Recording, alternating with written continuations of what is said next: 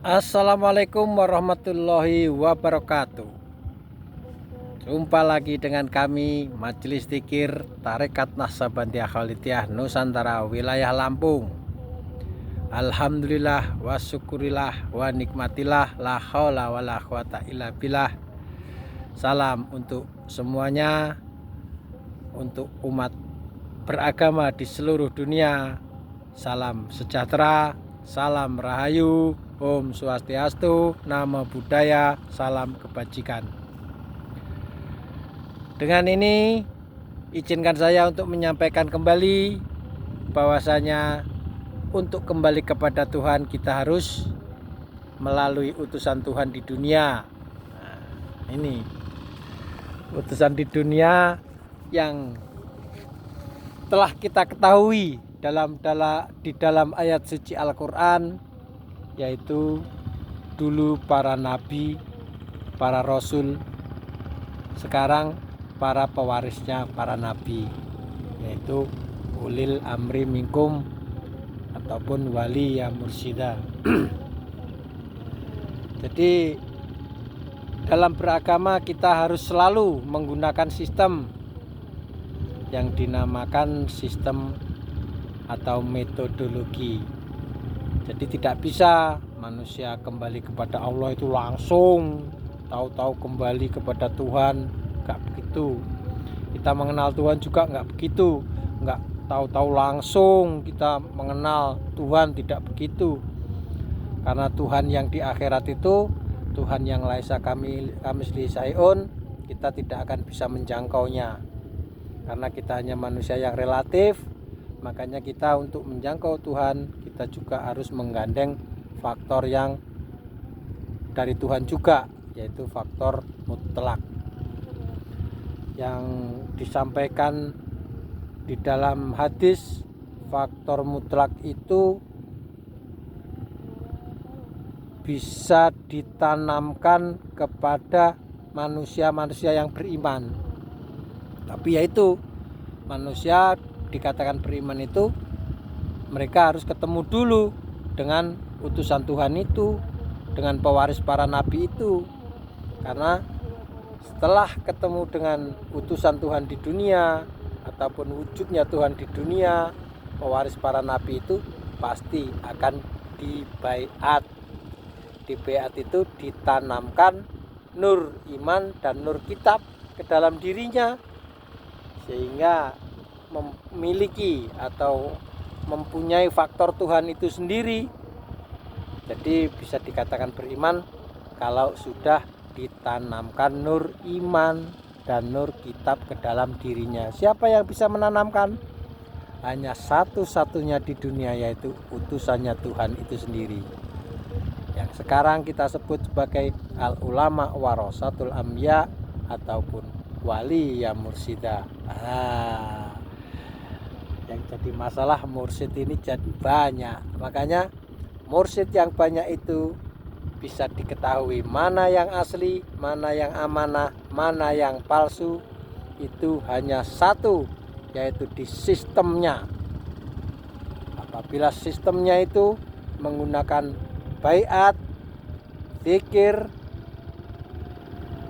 sendiri dan dzikir jamaah, terus kemudian suluk, kemudian berbakti dan mengabdi, mengemban visi dan misi ketuhanan, itu baru dipastikan yang kita ikuti ataupun kita anut adalah benar, itu pewarisnya para nabi. Jadi baiat itu bukan perjanjian ya, bukan sekedar disumpah ataupun kita sama-sama membaca syahadat atau bagaimana, tidak. Baiat itu adalah prosesi mati sakjeroning urip atau mati sebelum mati. Di situ ada penanaman nur iman dan nur kitab.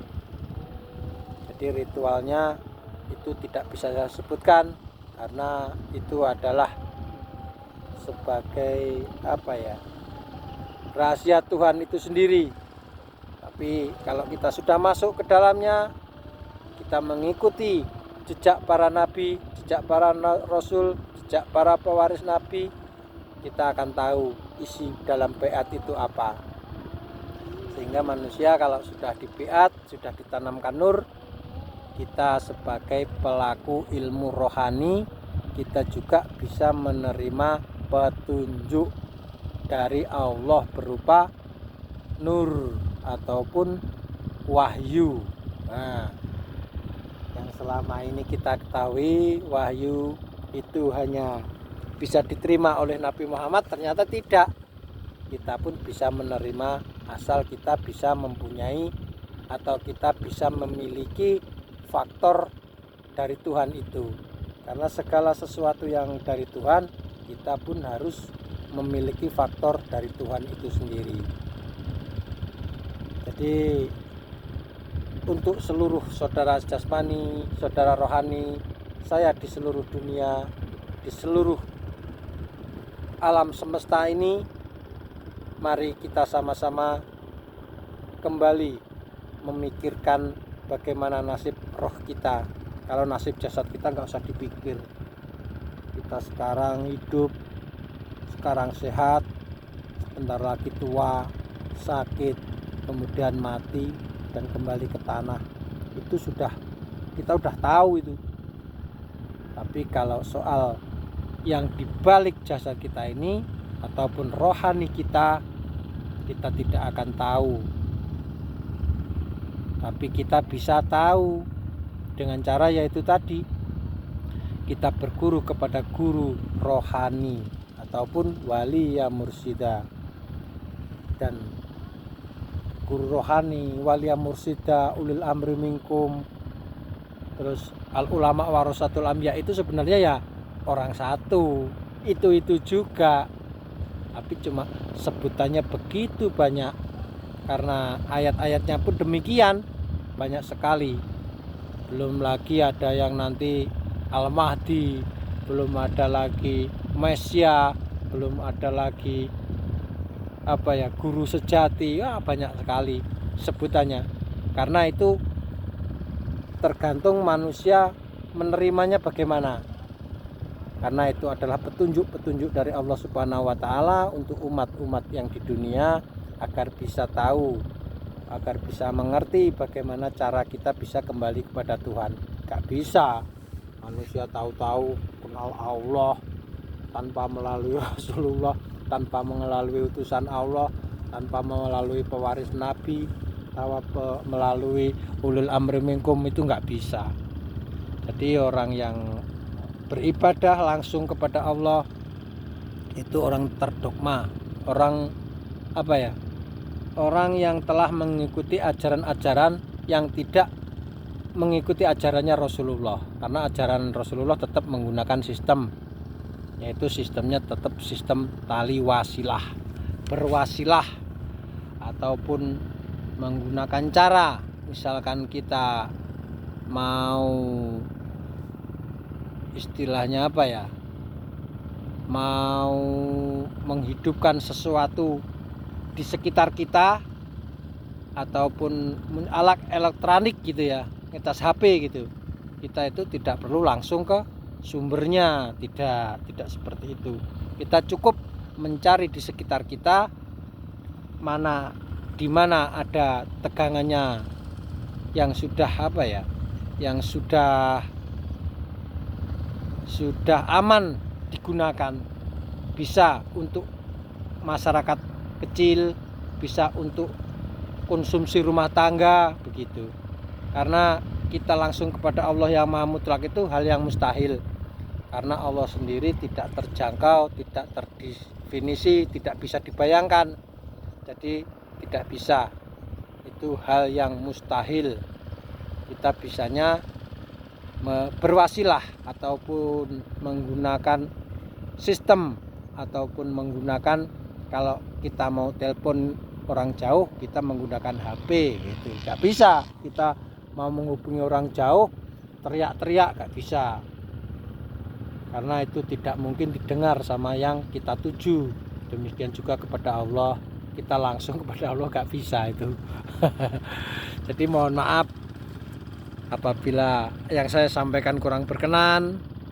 Jadi ini untuk pengetahuan kita sebagai umat beragama, agama apapun pasti memakai sistem itu.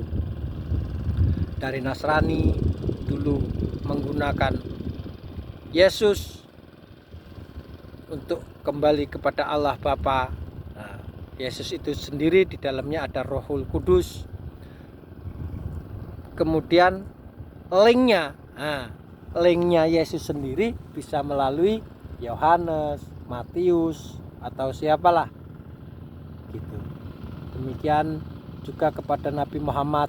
Rasulullah Shallallahu Alaihi Wasallam mau kembali kepada Allah itu harus melalui Nabi Muhammad. Wujudnya Allah di dunia ya Nabi Muhammad itu, karena isinya Nabi Muhammad sendiri adalah Rasulullah, itu utusan Allah. Linknya bisa melalui para sahabat Abu Bakar, Umar, Utsman, dan Ali gitu. Jadi namanya sistem itu begitu. Demikian juga zaman sekarang, kita harus menemukan linknya dulu, khalifahnya para pewaris Nabi, khalifahnya ulil amri minkum, ataupun khalifahnya wali ya mursida. Jadi sistem itu seperti itu, sama sistem dunia dan sistem akhirat itu sama. Kalau sistem akhirat kita menggunakan dari pewaris para nabi, kalau sistem dunia yaitu contohnya kita mau menggunakan tegangan listrik, gak perlu sana gardu-gardu dekat rumah kita aja sekarang sudah dimasukin. Yang penting ada setrumnya itu, asal kita ada setrumnya kita colokkan nyambung. Demikian juga menuju kepada Tuhan, menuju kepada Allah itu, asal linknya yang kita tuju nyambung, itu pasti akan sambung menyambung dari guru ke guru, dari guru ke gurunya, itu langsung sampai ke hadirat Allah Subhanahu wa Ta'ala. Demikian yang saya sampaikan. Untuk kurang lebihnya saya mohon maaf. Wabillahi taufik wabil hidayah. Ilahi anta maksudi warito kama lubi. Wassalamualaikum warahmatullahi wabarakatuh.